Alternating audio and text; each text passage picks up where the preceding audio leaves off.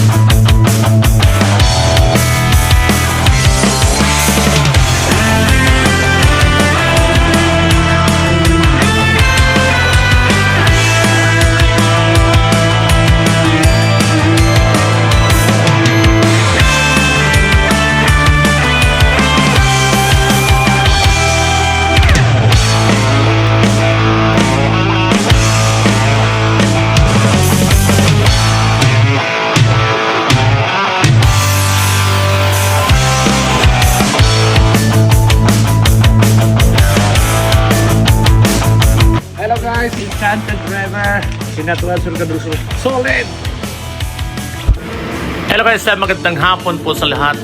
Mamangha po kayo sa mga video ngayon dahil talagang po ay makikita nyo sa video, ito po ang pinakabangan ng mga turista dahil dito sa Enchanted River, dalawang bisis pala to pinapakain ang isda. Ito tinatawag na fish feeding. Ayan.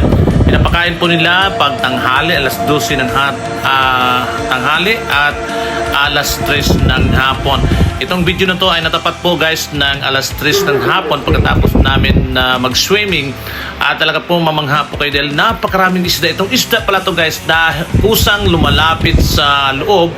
Kaya napakarami kong papakainin ng nag-aalaga dito. Alas 12 ng tanghali at ang pangalawa ay alas 3 ng hapon.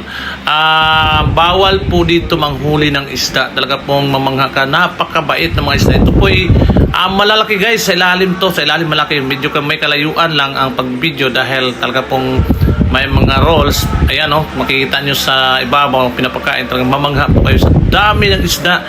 Alam nyo guys, iniikot po namin ang buong Surigao del Sur mula dyan sa Tinoyan Falls. Dito sa pangalawa ang Enchanted River at ang panghuli ang Harip Resorts na White Sand.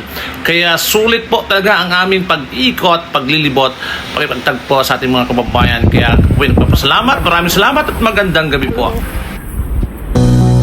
Ayan guys, dahil sa sobrang init, dito naman po kami sa Enchanted River nagtampisaw. Ayan, napakaganda po guys. Kung hindi makikita sa tubig ay napakalinaw po, no? Habang kami nagkababat sa Enchanted River sa tubig ay may mga isda na kumakagat, nakakakiliti. Wow! Kiliti guys. Yan guys, talaga nag-enjoy po ang ating mga kababayan na kasama natin sa pag-swimming dito sa Enchanted River. May mga selfie at video. Basta magagawa lamang po ang lahat na natin isa-isahin. Shout out po sa lahat ng mga